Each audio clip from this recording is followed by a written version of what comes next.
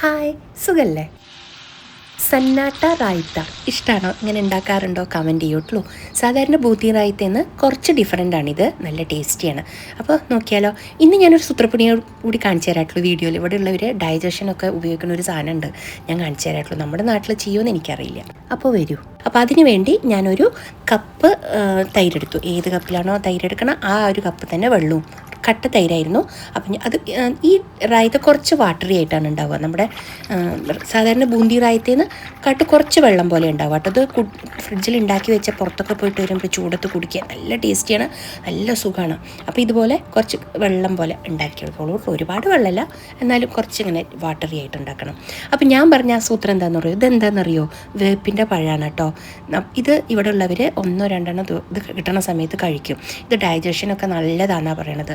പിന്നെ നമുക്ക് ഒരുപാട് ഗുണങ്ങളുണ്ട് ഇതിനെന്ന് പറയണു, നിങ്ങൾക്കൊക്കെ അറിയുണ്ടാവുമല്ലോ അല്ലേ. അപ്പോൾ അധികമൊന്നും കഴിക്കില്ല, 2 അതിൻ്റെ കുരു കഴിക്കില്ല കേട്ടോ. ആ പുറത്തത്തെ ആ ഒരു ജെല്ലി പോലത്തെ ആ ഫ്രൂട്ടിൻ്റെ ആ സാധനം മാത്രം, അത് കുറച്ചും നല്ല മധുരം ഉണ്ടാവും.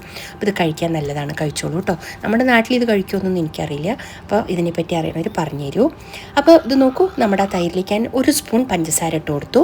പിന്നെ ഇത് കുറച്ച് നമ്മുടെ പിങ്ക് സോൾട്ടാണ് കേട്ടോ, ഇന്ദുപ്പ്, അതും കൂടി ചേർത്ത് കൊടുത്തു. റോക്ക് സോൾട്ടാണ് ഇവിടെ ചേർക്കുക, കാലാനമക്ക്.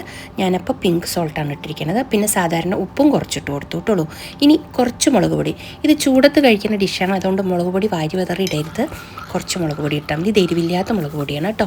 അപ്പോൾ കുറച്ച് മുളക് പൊടി ഇത് കൂടി ഇട്ടിട്ട് ഉപ്പും പഞ്ചസാരയും കുറച്ച് ഇന്ദുപ്പും കൂടി ഇട്ടിട്ട് ഞാൻ നന്നായി മിക്സ് ചെയ്ത് വെച്ചു. ഇത് ബൂന്തി റായത്ത പോലെയാണ്, അപ്പോൾ ഇതിന് ബൂന്തി എന്തായാലും വേണം.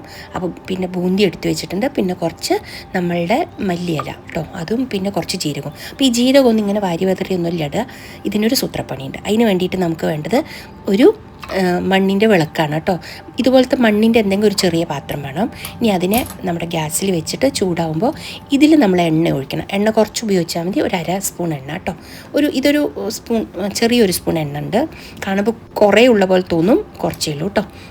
ഇനി ആ എണ്ണ നന്നായിട്ട് ചൂടാവട്ടെ, അതിലേക്ക് നമ്മുടെ ജീരകം കൂടി ചേർത്തി കൊടുക്കണം. പിന്നെ നമുക്ക് കായപ്പൊടിയും ഇതിലേക്ക് ചേർത്തി കൊടുക്കണം. ഒരു 1/4 സ്പൂൺ കായപ്പൊടി, 1/2 സ്പൂൺ ജീരകം, 1 സ്പൂൺ എണ്ണ, ഇതെല്ലാം കൂടിയിട്ട് നന്നായിട്ടൊന്ന് മൂപ്പിച്ചതിന് ശേഷം ഈ തീയല്ലേ, നമ്മുടെ ഈ മണ്ണിൻ്റെ വിളക്കില്ലേ, ഇതോടുകൂടെ തന്നെ ഈ മണ്ണിൻ്റെ ചെറിയ ഈ ചട്ടിയോടുകൂടെ തന്നെ നമ്മുടെ കലക്കി വെച്ചിരിക്കുന്ന മോരിലേക്ക് ഇട്ട് കൊടുക്കണം കേട്ടുള്ളൂ. ഇത് അതുപോലെ എന്നിട്ടൊരു അപ്പം തന്നെ ഒരു 5 മിനിറ്റ്, 2-3 മിനിറ്റ്, ഒരു 5 മിനിറ്റ് അടച്ച് വെക്കണം.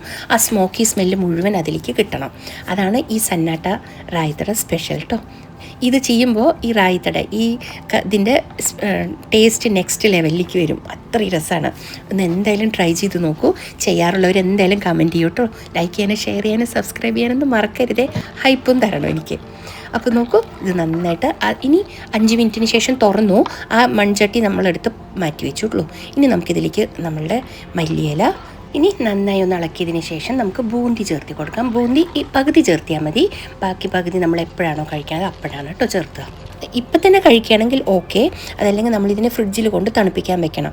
ഇടയ്ക്കിടയ്ക്ക് എടുത്ത് കഴിക്കാനാണ് രസം. ചൂടത്തുനിന്ന് പുറത്തുനിന്നൊക്കെ വരുമ്പോൾ ഇതൊരു ഗ്ലാസ്, ഒരു ബൗളെടുത്ത് കഴിച്ചു കഴിഞ്ഞാലുള്ള സുഖം എന്താണെന്നറിയോ?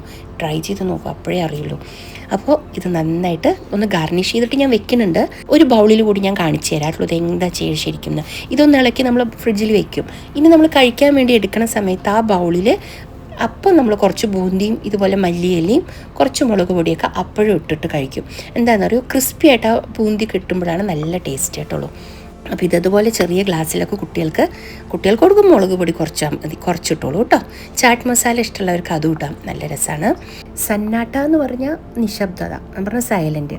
അപ്പോൾ ഇത് കഴിച്ചു കഴിഞ്ഞാൽ നമ്മൾ നല്ല കൂളാവും, നമ്മളെ ബോഡിയും മൈൻഡും ഒക്കെ നല്ല കൂളായി, നല്ല സുഖമാണ്. ബോഡിയും മൈൻഡും ഒക്കെ നല്ല കൂളാവും, ശാന്തവും. അതുകൊണ്ടാണ് ഇതിനങ്ങനെ ഒരു പേരെന്നാണ് പറയണത്. അറിയണ ഒരു കമൻറ്റ് ചെയ്യൂ കേട്ടോ. അപ്പോൾ ഇതാ ഒരു ബൗളിലും കൂടി ഞാൻ ഇതുപോലെ നന്നായിട്ട് ഡെക്കറേറ്റ് ചെയ്ത് ഞാൻ ഇതിനെ അങ്ങനെ തന്നെ കൊണ്ട് ഫ്രിഡ്ജിൽ വെക്കും.